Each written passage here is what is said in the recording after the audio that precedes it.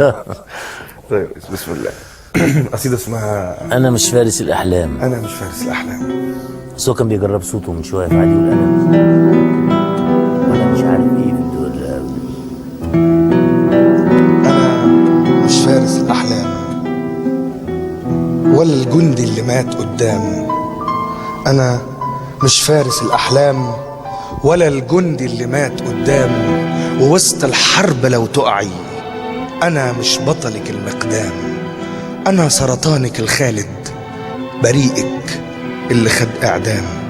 أنا سرطانك الخالد، حبيبك اللي خد إعدام. أنا عاشق ما بيطولش، ولو طالك ما راح يسلم. أنا نعسان ما بينامشي، ولو حاول يخاف يحلم. أنا اللا منطق العادي، كما قالوا أنا في وادي وكل الخلق في وادي. أنا البطل اللي ماشيلك بظهره، أنا البطل اللي ماشيلك بظهره، كأني رحت مش راجع. أنا ضحكة عجوز لاسع، سمع أثناء ما بيصلي غنى ومزيكا في الجامع. أنا الوردة اللي بتشوه جمال صورتك، أنا الواد اللي بيخونك وبيحافظ على غيرتك.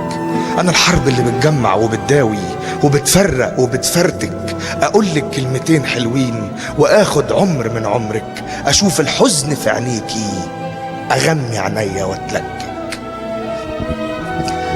أنا الدمعة اللي مش قابلة عليكي تهون. أنا المحبط ولو أحبط هسلم نفسي قبل ما أخون. أكون رجلك ومش عارف أبوس إيدك، فحاول أكون. ولو عايزة سبب للخزي هديكي 200 مليون. أنا المنطق بتاع ارحل، بتاع امشي. ولما بخاف من العسكر بوافقهم على وجودهم، وفي نظري بكون ملعون. موافق مرة أحكي لك عليا باختصار، يمكن تبدليني كما ما عندي من مكنون. أنا كذاب مليش أصحاب، أنا عايش في خرم الباب، وموت من الخوف لو الشارع في يوم اتساب. فدمعلك وارجعلك خطاباتك، وامشيلك وارجعلك، واشكيلك واسمعلك، واطلعلك لسان الحق يلطعلك.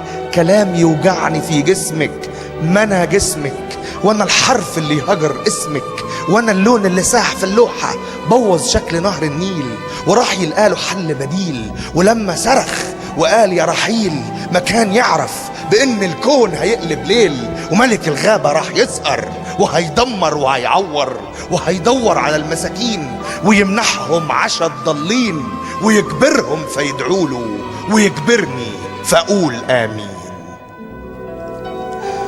وتهنا خلاص ورادونا بدي توها، وغنوا لنا أغاني العيد، ووسط الغنوة فزعونا في بورسعيد. فهدونا وهدونا خلاص نسوه، ده حلم وحش فنناه نناه. أنا عايز ومش جايز أعوز تاني، وخاف العوزة تنساني. فحاول أعوز لأول مرة أصدر حكم على السلطان، وأقول يمشي فيمشي. لأول مرة مش هدعي يطول عمر الرئيس لمجرد اني بلقى مكان يساع رجلي في الاتوبيس. خلاص هحلم براحتي وحلمي من المرض يشفى، ومد الرجل في قلب الشتاء تدفى. لا يوجعني جفاء برده ولا يكفني في مطره، ولا يفرق هواه السائع، واشوف وش الوطن في بسمة الطفل اللي نايم في حمى الشارع. ودي فرصة ومش راجعة، فيلا نعوز. ما كانش يجوز هتنجح شلة الميدان، ولا الفوران، ولا الصرخة اللي مدفونة بقالها زمان. نلاقيها كما الآذان، وشاب جبان يقوم من النوم بفعل السحر، يطلق جرأته كالبحر فتمحو كل ما قد كان. ومش علشان أنا مش فاهم الموقف هبطل أروح على الميدان، ومش علشان أنا مش فاهم الموقف هبطل أروح على الميدان.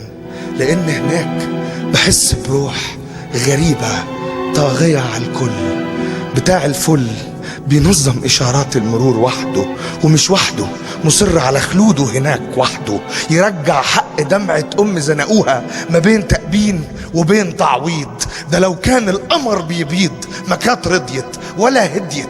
وهذا الرفض كرسالة لكل من كانوا بهذه الحرب وتراجعوا.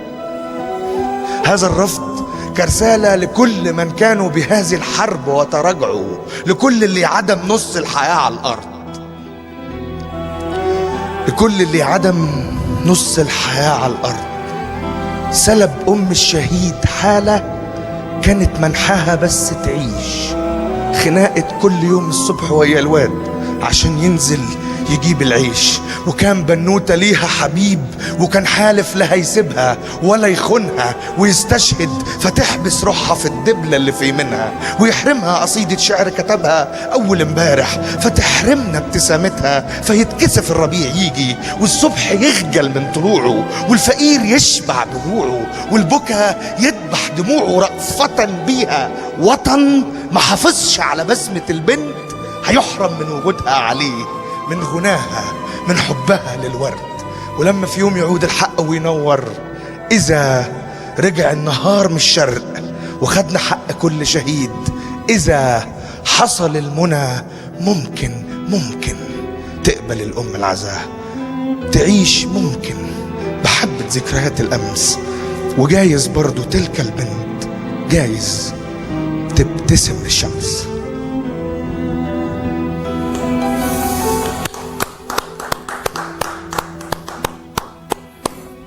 اشكرك يا عمرو، اشكرك.